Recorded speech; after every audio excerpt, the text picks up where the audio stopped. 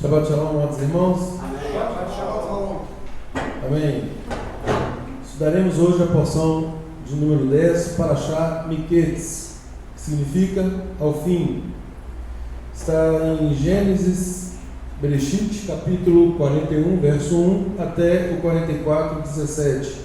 Nós temos Haftarah em Amós, em 1 Reis, Amós 8, de 11 a 14, e 1 Reis 3, 15 até 4, 1.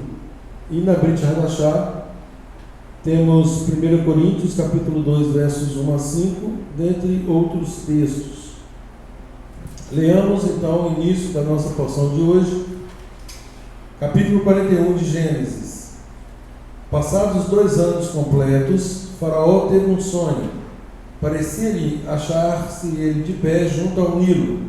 Do rio subiam 7 vacas formosas à vista e gordas, e pastavam no carriçal.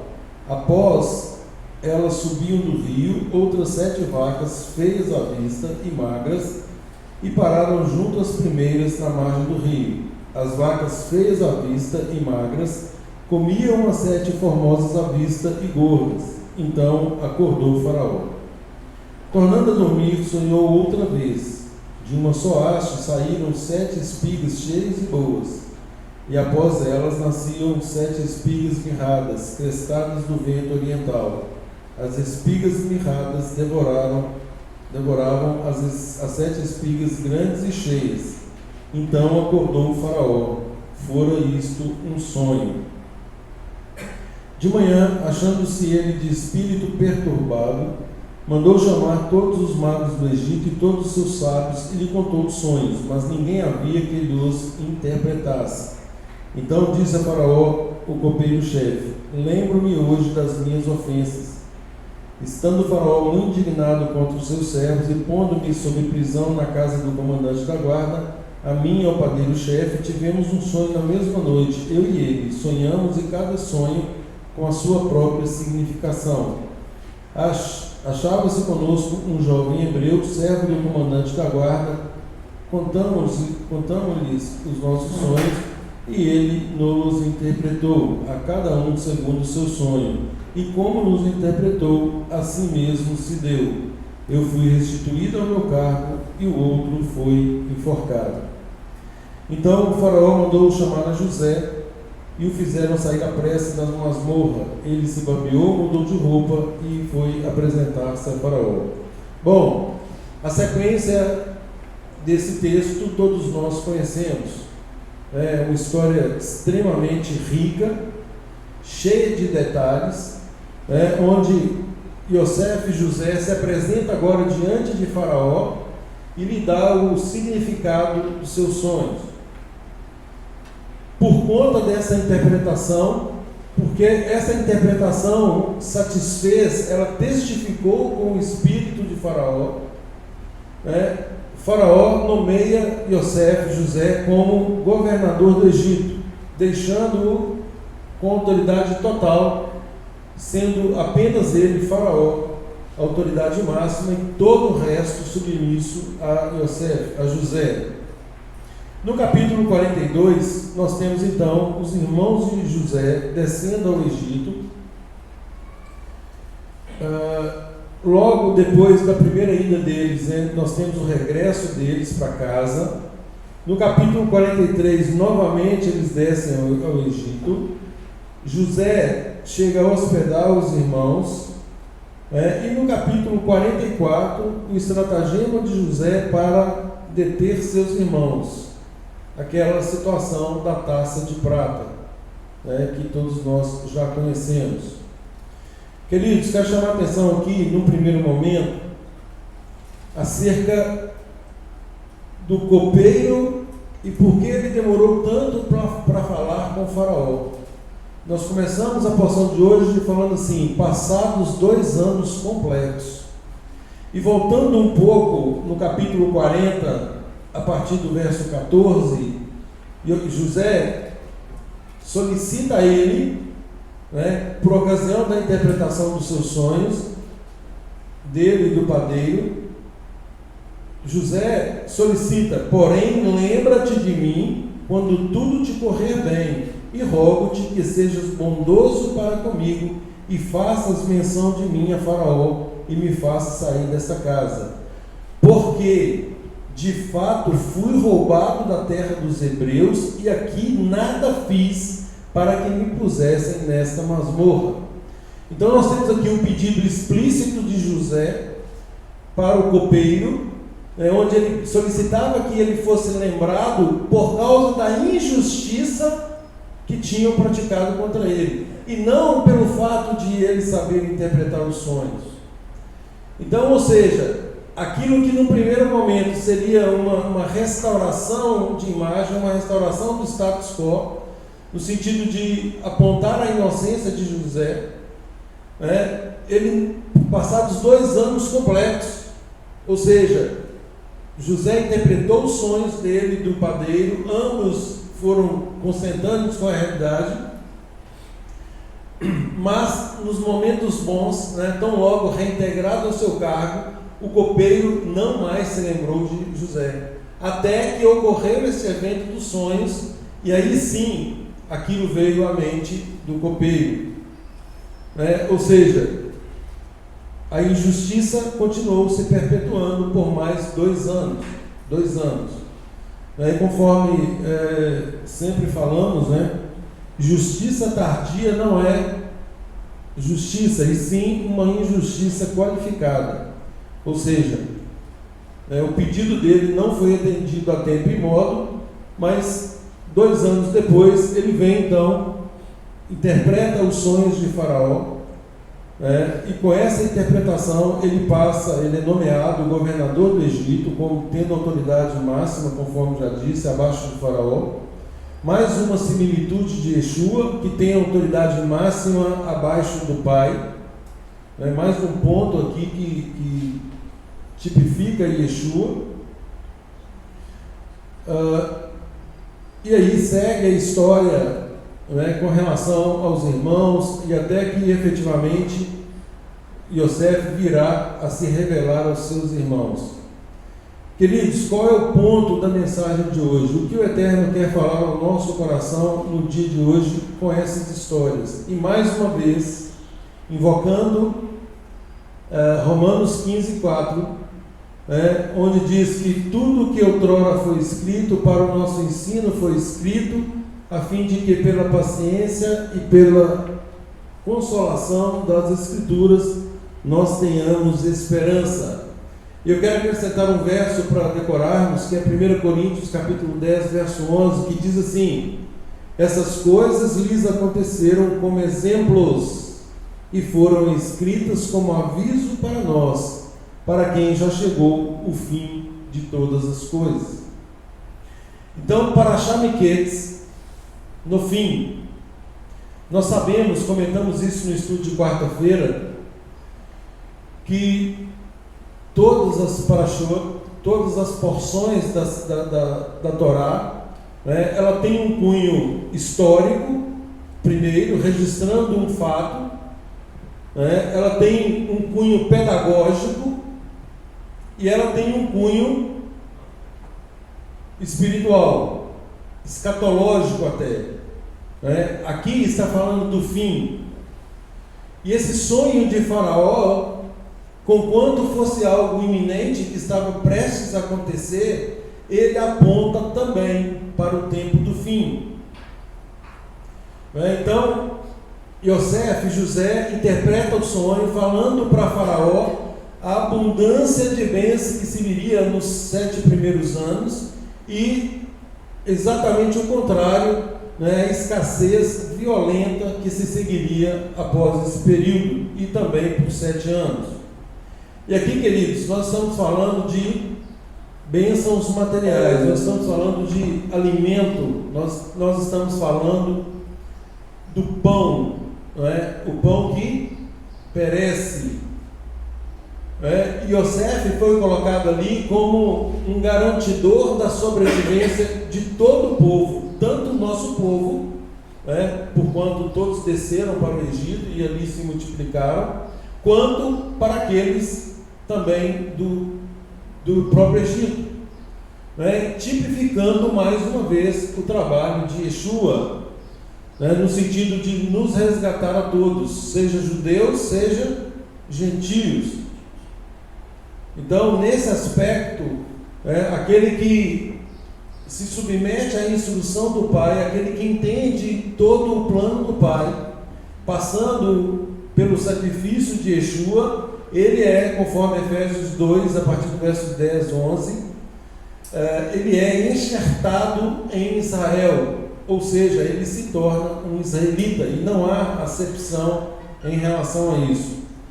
Mas ao contrário de Yosef, que está aqui como autoridade máxima, toda vez que eu disser autoridade máxima, obviamente eu estou excluindo o faraó, assim como Yeshua, na autoridade máxima dele, é uma autoridade submissa ao Pai, ou seja, nesta terra, né, lá no Egito, a autoridade máxima era Yosef e, por fim, o cabeça, que era o faraó. Aqui nessa terra, a autoridade máxima é Yeshua, tendo por cabeça o próprio Pai. 1 Coríntios capítulo 15, a partir dos versos 25 em diante. Mas eu quero chamar a atenção para as palavras de Yeshua, que enquanto Yosef aqui, ele cuida das bênçãos materiais, alimento, Yeshua vem e nos dá o verdadeiro pão, o alimento espiritual. E essa escassez, queridos, que se apresentou aqui a Faraó durante 7 anos, 7 anos de abundância, 7 anos de escassez, eu, meditando nessa porção, o Eterno me trouxe o texto de Amós 8. Amós 8, a partir do verso 11, diz o seguinte: eis que estão chegando os dias, adverte Adonai, em que mandarei a fome sobre toda a terra, não simplesmente a fome por comida, nem a sede de água, mas a fome e sede de ouvir e de se alimentar da palavra de Adonai. Os homens vaguearão de um mar a outro, do norte ao oriente, buscando a palavra de Adonai, mas não lhe será possível encontrar. Queridos, esse episódio que ocorreu no Egito, mais uma vez fazendo um paralelo, a fome é algo muito triste. Nós vemos aí, assistimos aí inúmeras reportagens mundo afora da situação da fome, fome de pão, fome que mata o nosso corpo. Yeshua vem aqui agora e nos apresenta como alguém para nos saciar, tanto é que ele fala para a mulher samaritana: aquele que beber da água que eu lhe der jamais voltará a ter sede. E qual é a representação dessa água? Nós sabemos que é a instrução, que é a palavra, obviamente.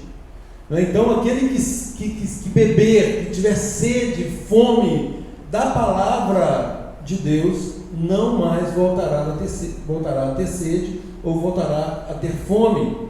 Então é nesse contexto e nessa profecia de abstinência que eu quero discutir com os irmãos hoje. Quero focar o ensino exatamente nessa fome, nessa profecia de Amós. Eis que estão chegando os dias, adverte Adonai, que mandarei fome sobre toda esta terra, não simplesmente a fome por comida, nem a sede de água, mas a fome e a sede de ouvir e de se alimentar da palavra de Adonai. Queridos, o que temos visto hoje em dia é muito triste, muito triste. Nós vemos pessoas que se achegam, inclusive a nós, que se achegam a nós, ouvem a palavra, e logo se arregam, logo essa palavra incomoda, porque a palavra de Deus, a palavra de Adonai, a instrução dele para nós só tem uma finalidade. E o grande problema é que nós ficamos, conforme eu sempre enfatizo, circulando em fábulas, circulando em histórias que são válidas, mas que não extraímos dali os princípios válidos para nós, os princípios que têm que ser imediatamente aplicados sob pena de sucumbirmos. Nós não seremos arguídos pelo conhecimento histórico da palavra. Nós seremos arguídos pelo entendimento daquilo que o Eterno nos apresenta. Então, quando Paulo enfatiza, tanto em Romanos quanto em Coríntios, que essas coisas foram escritas para o nosso ensino, que essas coisas foram escritas como exemplo, como modelo para nós, não é? Se eu vejo algo errado, aquilo se torna um exemplo, eu não vou fazer. Não é? Se algo aconteceu com alguém que conhecemos, opa, não é? O fulano errou ali, eu vou passar longe. Não é? Mas muitas vezes o que nós percebemos é uma total indiferença àquilo que o próprio Deus, o próprio Eterno, requer para cada um de nós. Religião, queridos, né? Religião enquanto sistema do mundo, tornou-se uma coisa muito lamentável. Por quê? Porque ela nada mais é do que a união de pessoas, muitas vezes com um fim social. Infelizmente, o que nós temos visto, eu estava vendo essa semana uma reportagem falando que em várias congregações 90% do tempo é música e 10% é a palavra. E mesmo assim, quando é o momento da palavra, não é a palavra que é efetivamente apresentada, e sim aquilo que o orador, aquilo que o pregador, a história que ele quiser contar ali, e muitas vezes a própria palavra não é lida. Eu lhes contei uma experiência que tivemos num casamento, eu nunca vi isso na minha vida.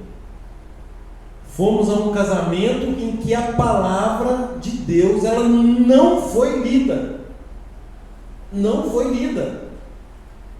Comentários e mais comentários, experiências pessoais foram contadas, mas a palavra, ela não foi lida. Pessoas foram engrandecidas. E aí fica só no pessoal, exatamente, porque à medida que não falamos da palavra e chamamos atenção para algo nosso ou algo de terceiro, isso desvia o objetivo principal, que é fazer com que a própria palavra do Eterno produza os seus efeitos, conforme o próprio Eterno nos assegura, que a palavra dele não volta vazia, ela tem que ser lançada, ela tem que ser apregoada. Então, queridos, essa profecia de Amós, no sentido de trazer fome sobre a terra, fome e sede da palavra, de ouvir e de se alimentar, praticar. E Yeshua deixa isso muito claro para nós. Yeshua disse que a comida dele consistia em fazer a vontade do Pai. Pensem nisso, enquanto que Yosef estava num contexto de fome material, física, Yeshua diz o seguinte: tem algo mais importante. O mais importante não é nos alimentarmos fisicamente, é claro que temos que nos alimentar,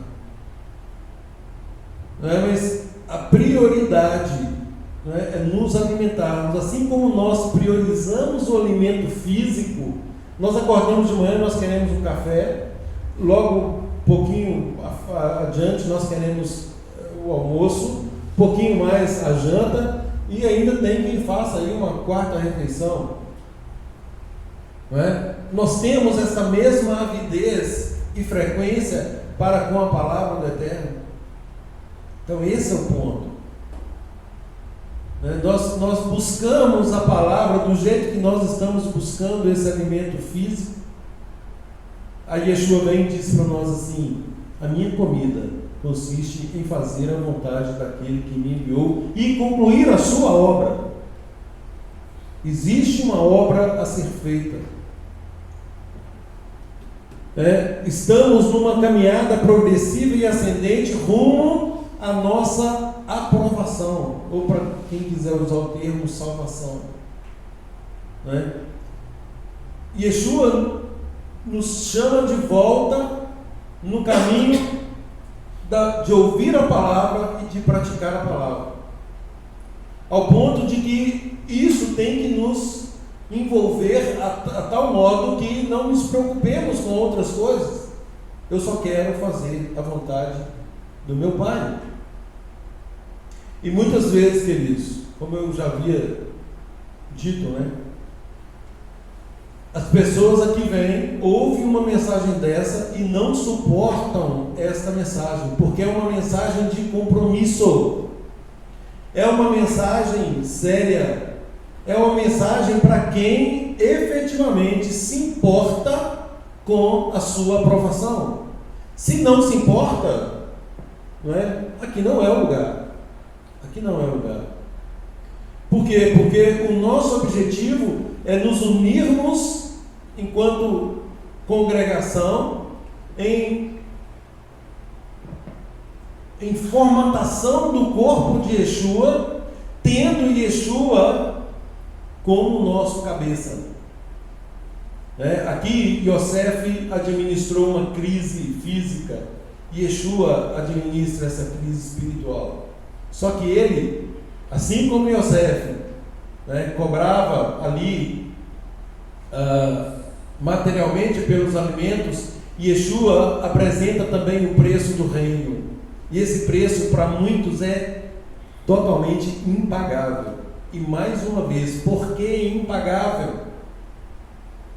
Porque nos sacode, nos tira do nosso comodismo, nos tira do nosso egoísmo, nos tira do centro.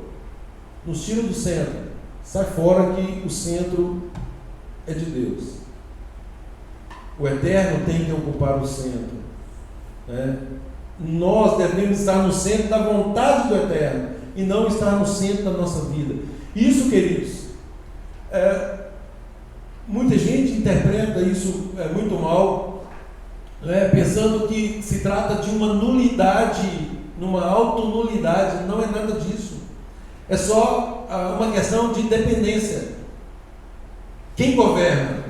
E aí nós temos duas opções: ou nós governamos, ou o Eterno governa. E o Eterno governa por meio do Filho dele, Yeshua. Assim como Yosef o fez aqui em relação aos alimentos. Faraó disse para o povo: vão até Yosef, ele vai dizer para vocês o que será feito.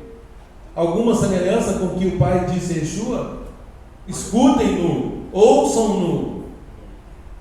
Aliás, o próprio Yeshua menciona a Torá, dizendo que Moisés escreveu que viria após ele um profeta que nos diria o que deveríamos fazer e que nós deveríamos escutá-lo, ouvi-lo. E esse dever de ouvir, queridos, não é do ouvido para fora, é ouvir e internalizar e praticar. Ou seja, uma vida de obediência, uma vida de dependência. Esse é o propósito final. Isso resume toda a nossa trajetória com Ele. Agora, obviamente, nós usamos essas histórias, essas porções, para compreender esses preciosos princípios. Os nossos pais na fé, eles tinham ali o prenúncio de toda a posteridade. Tanto é que o Eterno fala com Abraão que a descendência dele seria como a areia do mar, que seriam incontáveis. Então tudo isso já havia sido anunciado e, obviamente, eles já sabiam, pelo contexto judaico, eles já sabiam da vinda do Mashiach, do Messias, e que seria por meio dele, por meio desse representante terreno que o Eterno enviaria, é que daria sequência a todas as outras coisas e que nos conduziria efetivamente ao Pai.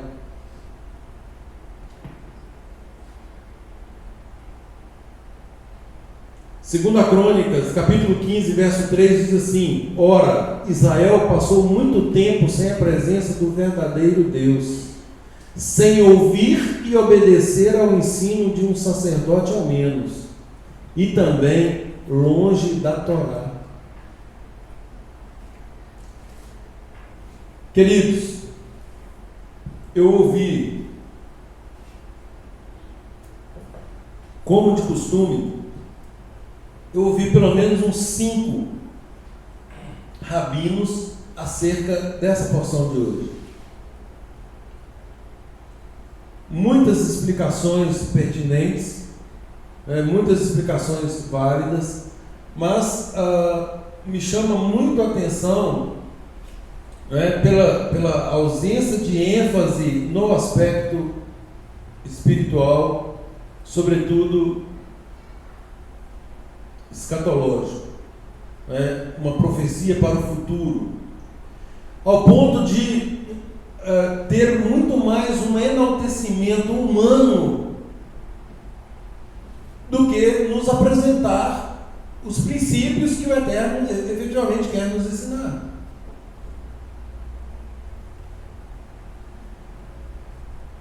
E aí, a conclusão desses estudos por esses rabinos que eu ouvi e li também outros, é de que o povo, o nosso povo, sobretudo os nossos pais, é que nós estamos aqui com as 12 tribos agora integralizadas praticamente, e que a partir dessas 12 tribos é que multiplicaria e se cumpriria a profecia dada a Abraão. Mas apresenta esse povo como um povo quase que irrepreensível, um povo que não pecou, e nós sabemos que isso não é verdade, infelizmente. Então, conforme já disse, as histórias, as porções, elas são, nós temos que conhecê-la, nós temos que saber ali do contexto histórico, porque afinal de contas se trata da nossa história, da história dos nossos pais, mas nós não podemos nos ater a tantos detalhes humanos, nos esquecendo dos verdadeiros princípios. E é óbvio, gente, qualquer raciocínio mais apurado vai chamar a nossa atenção. O que, afinal de contas, por que eu tenho que ficar preso aqui a questões do relacionamento dos irmãos com Yosef, com José? Por que eu tenho que ficar preso aqui aos sonhos de Faraó, se eu não compreender isso para um futuro e principalmente para a nossa própria vida? Qual é o sentido disso? E 90% dessas discussões que eu estava ouvindo, elas giram em torno dos acontecimentos fáticos. Ou seja, os fatos são apresentados e a discussão fica em torno daquilo. Lá 7 vacas magras, 7 vacas gordas, espigas magras, espigas gordas, e uma come as outras e permanecem no mesmo estado e tal, não sei o que. E aí vem Yosef como salvador de tudo isso, e Yosef é isso, tal. E fica nisso. Eu pontuo, queridos, não no sentido de desdizer o que eles disseram, mas para advertir os irmãos, para termos uma análise mais crítica, uma análise mais apurada das Escrituras. Eu penso que já é um momento, todos aqui já têm uma certa experiência, e nós não podemos ficar circulando em torno de fatos sem uma aplicação prática. Por quê? Porque nós precisamos caminhar. Nós estamos numa caminhada. É isso que Rabino Shaul, Paulo fala, e que muitos não compreendem o real sentido.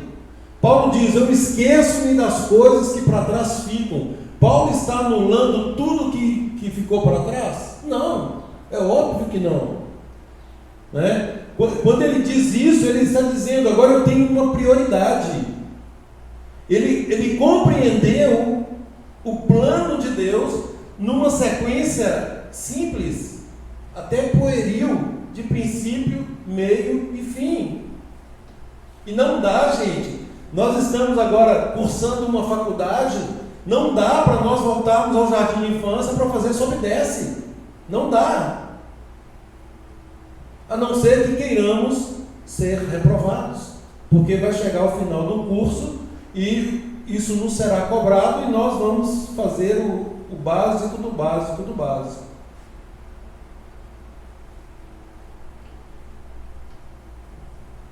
Yeshua nos apresenta o reino com todas as suas características,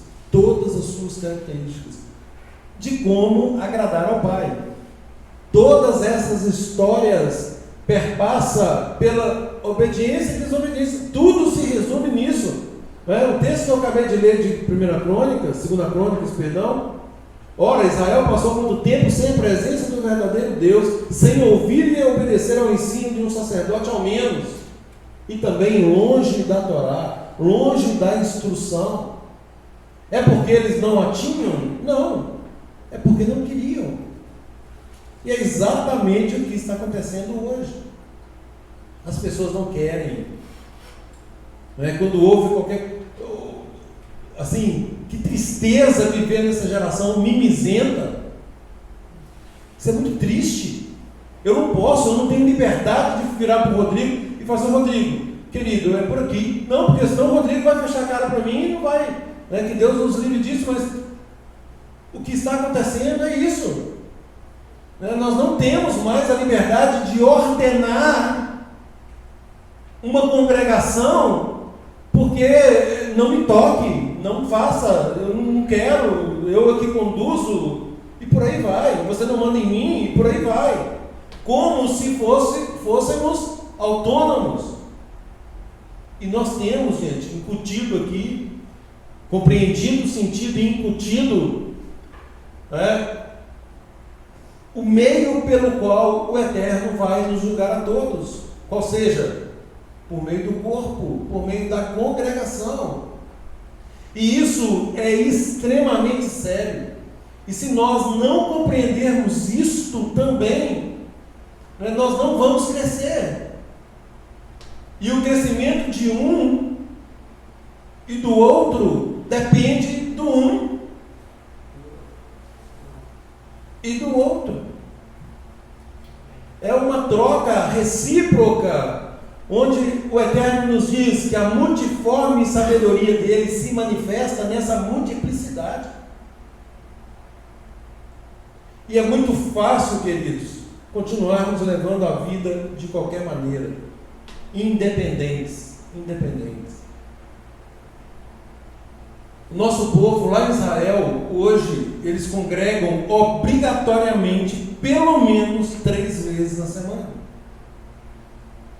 Existe um princípio, inclusive pega um texto da Torá para justificar isso, de que nós não podemos, e é extremamente válido, extremamente edificante, nós não podemos passar mais de 3 dias sem ter contato uns com os outros, nesse sentido da edificação, ainda que muitos não entendam em sua plenitude, principalmente pelos ensinos da Brit Hadashah, diga-se, vulgo Novo Testamento.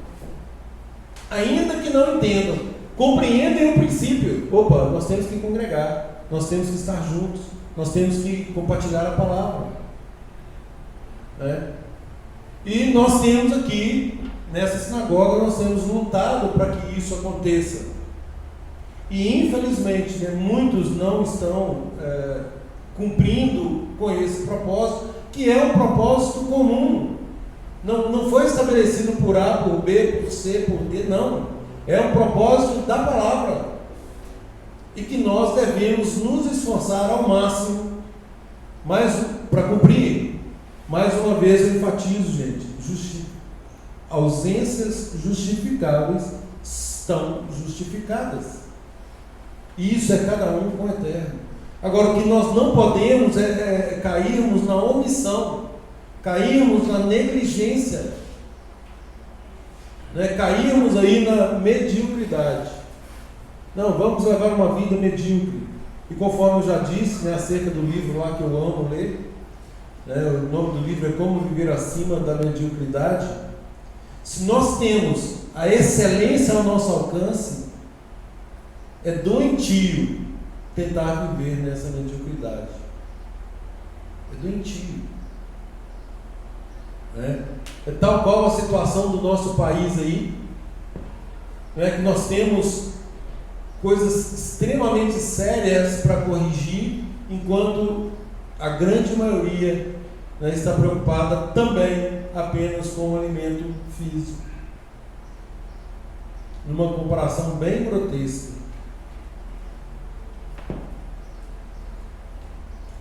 Isaías 30:20 diz assim: ainda que o Eterno te ofereça o pão da adversidade e a água da aflição, o seu mestre não tornará a esconder-se. Sim, os teus olhos verão aquele que te instrui. Ezequiel 7:26, preste atenção nesse texto. Ezequiel capítulo 7, verso 26. Então virá miséria sobre miséria, e se levantará um rumor mais assustador que o outro. Eles buscarão uma visão, uma palavra do profeta, mas até mesmo o ensino da Torá por parte do sacerdote se perderá, como também o conselho dos líderes e anciãos se extinguirá.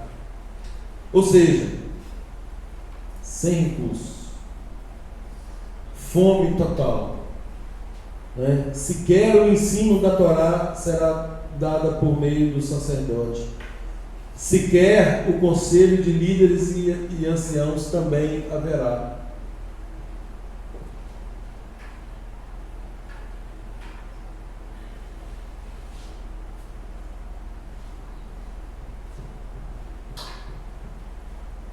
Miqueias 3,6 diz assim: por tudo isso, sim, as trevas virão sobre vós, um tempo de noite sem que haja visões, haverá densa escuridão, sem qualquer divina revelação.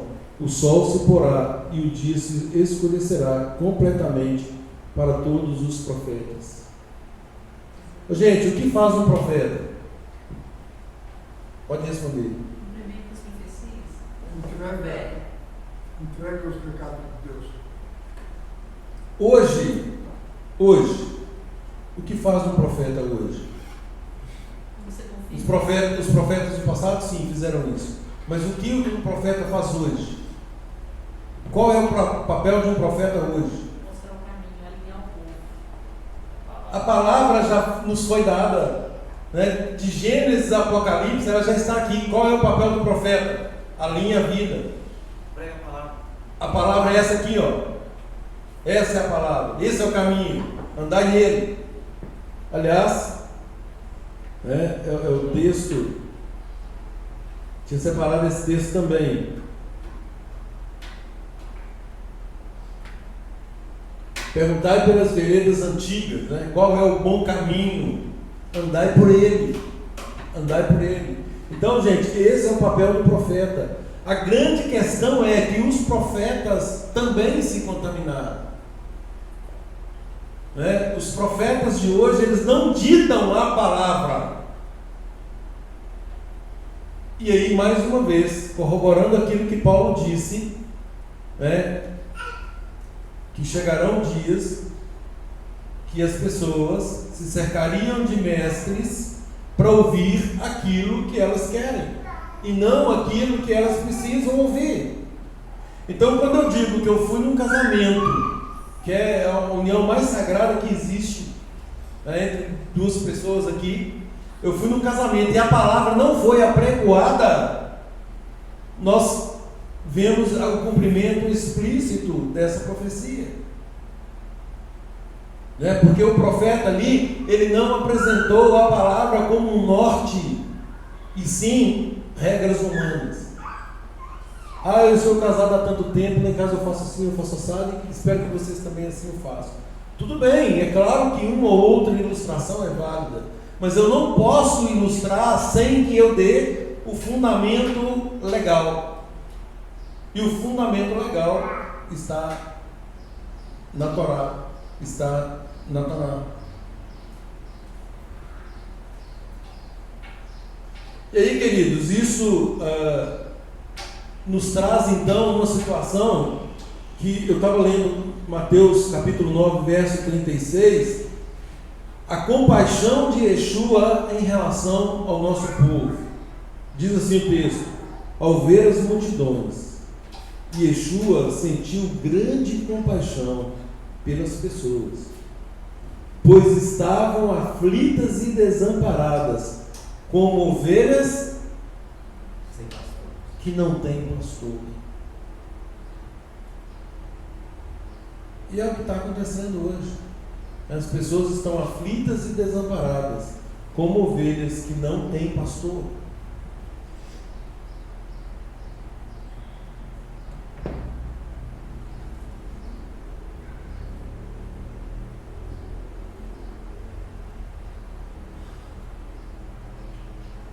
Infelizmente, queridos, é muito comum, né, nós valorizarmos as coisas até que ela se perca. Infelizmente, muitas vezes nós passamos por situações, e isso muitas vezes acontece em relacionamentos, quando o pai morre, quando a mãe morre, quando o avô morre. Puxa vida, por que eu não valorizei? Nossa, como eu desonrei. Por que eu não isso? Por que eu não aquilo? Aí vem o que? Uma situação de remorso. Remorso é culpa pela negligência, pelo que não fez. Hoje, queridos, nós temos a santa instrução. Nós temos a mensagem do Eterno para nós, perfeitamente clarificada por meio de Yeshua e de todos os seus talmidim, de todos os seus seguidores, apóstolos, discípulos, devidamente registrados aqui para o nosso ensino. Paulo diz para Timóteo: toda a Escritura. E é óbvio que nós pegamos a Brit Hadashah como um mecanismo de aplicação prática para isso. Toda a Escritura é apta para nos ensinar, para nos conduzir, para nos corrigir, nos educar para a justiça. A justiça, quando fala de justiça na palavra, está dizendo exatamente a adequação perfeita entre conduta e norma, entre o que a Torá diz e aquilo que estamos vivendo.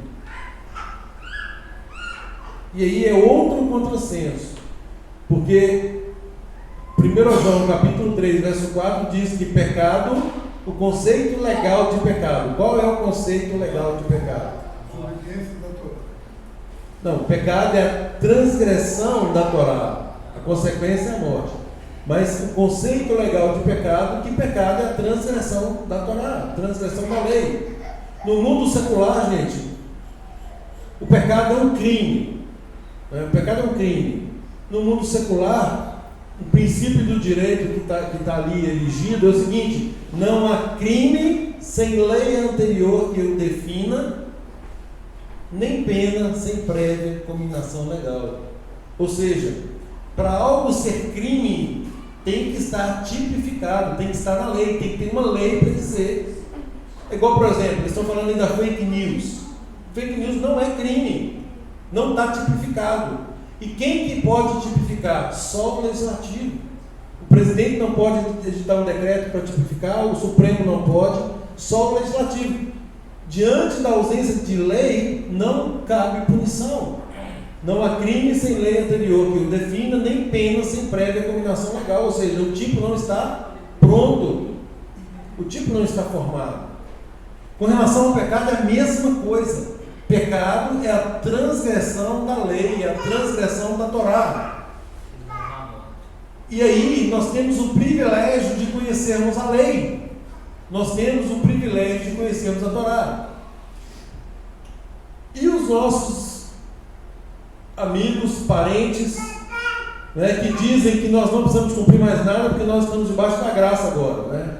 Josué até citou uma situação aí que é muito pertinente. Bom, estamos debaixo da graça, nós não precisamos de lei, nós não estamos mais debaixo da lei. Ora, então eu posso matar, eu posso roubar, eu posso adulterar, eu posso fazer o que eu quiser, já que eu não estou debaixo da lei. Assim, o argumento é tão contraditório que de fato é difícil argumentar com tanta contradição. Não é? Só existe um conceito de pecado: o pecado é a transgressão da lei. E aí o próprio Paulo fala: onde não há lei, não há pecado. Se uma pessoa diz que ela não está debaixo da lei, não tem pecado. E se não tem pecado, para que vai falar do sacrifício de Yeshua, ou para muitos aí do sacrifício de Jesus? Para quê? Para quê? Vale nada. Ô, gente, temos que ouvir a palavra. Ouvir, diga-se, meditar nela, né? Conforme o salmista diz logo no início dos salmos. Eu tenho prazer na lei do Senhor, e na sua lei eu medito de dia e de noite. Ou seja, eu quero conhecer a tipificação legal. Eu quero saber, Eterno, o que eu posso e o que eu não posso fazer. Aquilo que eu te agrado e aquilo em que eu o desagrado. Eu quero andar, né? Davi fala assim também, né? Conduz-me, Senhor, por um caminho reto. Dê-me um coração também reto, um coração disposto. E aí o Eterno, nessa nova aliança, nessa renovação de aliança, a despeito dessa profecia de fome, né, o Eterno vem e fala assim: olha, eu vou dar o meu espírito para vocês. Ezequiel 36, 26. Eu vou dar uma porção do meu espírito para que conduza vocês, para que vocês tenham condições de me obedecer. E mais do que isso, ele manda um modelo. Bom, está difícil de andar assim? Vou mostrar como que faz. Vem Yeshua e mostra como que faz.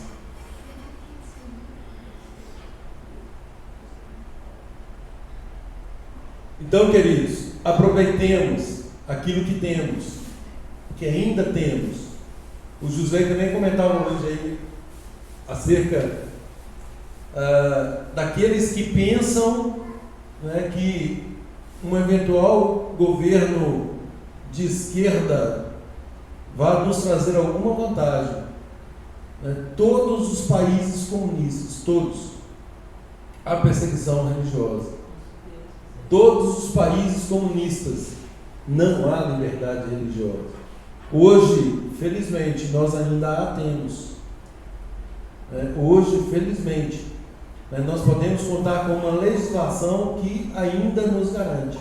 Até dia 31, né, amor? Estamos no fim da misericórdia. O Eterno há de ter misericórdia do seu povo.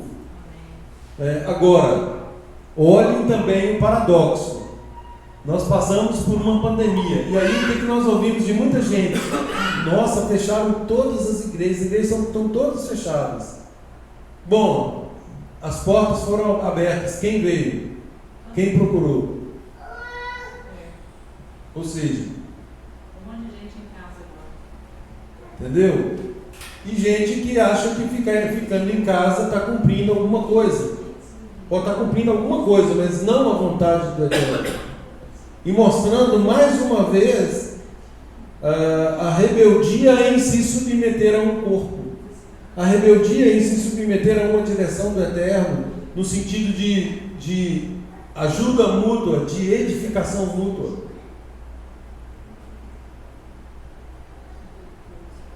Fato é que hoje nós temos ainda, felizmente, essa palavra, essa instrução em abundância. Qual é o valor que temos dado a ela? Qual é o valor? Será que quando o faraó sonhou ali, que ele soube da interpretação daquele sonho, né, no sentido de que viria 7 anos de fartura e depois 7 anos de muita escassez, o que ele tratou logo de fazer? se precaver, não é? Diante de uma profecia, ele foi sábio. Opa, vamos nos precaver. E ele pegou efetivamente um servo de Adonai para que administrasse tudo aquilo ali. E o Eterno mandou o servo dele para que ele administrasse toda a nossa vida espiritual. Qual é o valor que temos dado a isso?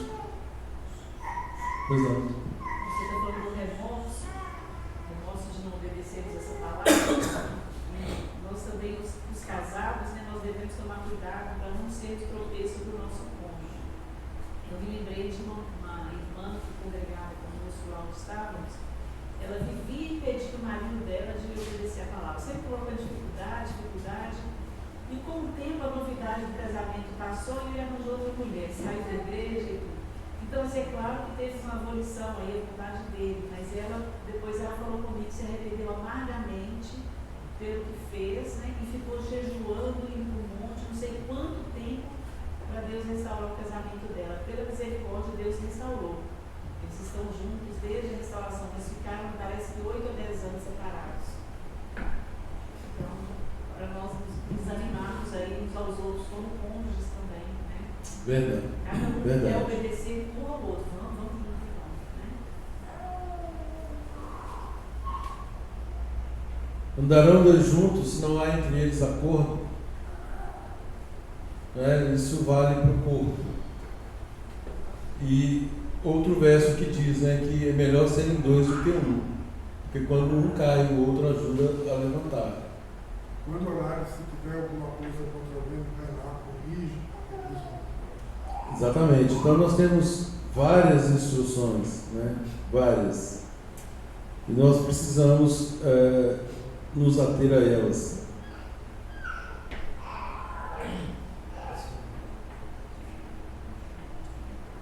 Essa profecia de Amós, queridos, conforme eu falei, né?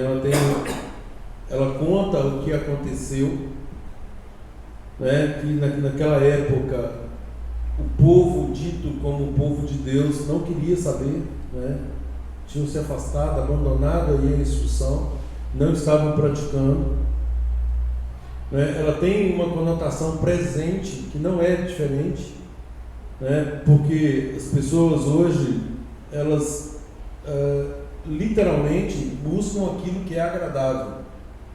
Encontramos com uma pessoa, aliás, Maria Lúcia encontrou com uma pessoa essa semana que se afastou, né? E ela falou assim: não, aqui no sábado é dia de eu cuidar das minhas coisas.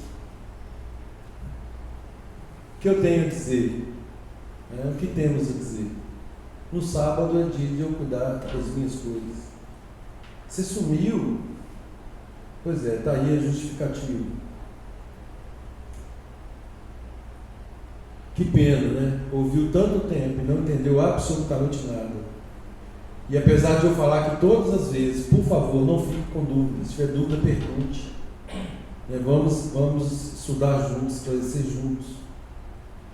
E certamente a mente cheia de dúvida, para chegar a uma conclusão desta sozinho.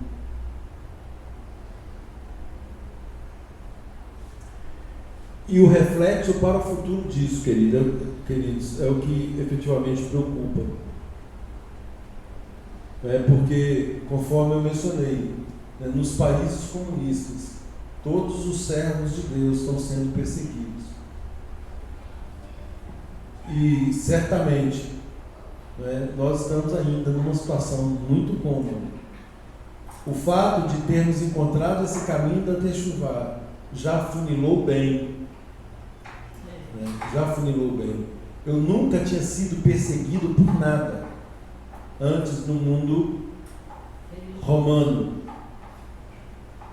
A partir da Techuvá, perseguições e mais perseguições. Hoje eu tenho um vislumbre do que seja, mas é óbvio que é apenas ainda um vislumbre do que virá. Porque nós temos aí em Apocalipse, sobretudo, profecias daquilo que virá ao seu povo, virá sobre as nações, e o seu povo será poupado, apesar de obviamente sentirmos reflexos de muitas coisas. Mas é por isso que Yeshua diz, né? Aquele que perseverar até o fim, esse sim será salvo. Que o Eterno tenha misericórdia de nós, que Ele nos proporcione valorizar a palavra dele enquanto nós a temos com tanta liberdade, que possamos crescer, né, no conhecimento dessa palavra e principalmente na aplicação diária, né, aqui no corpo, em casa, na sociedade, né, e que o nosso exemplo aí seja uma pregação constante. Shabbat Shalom a todos.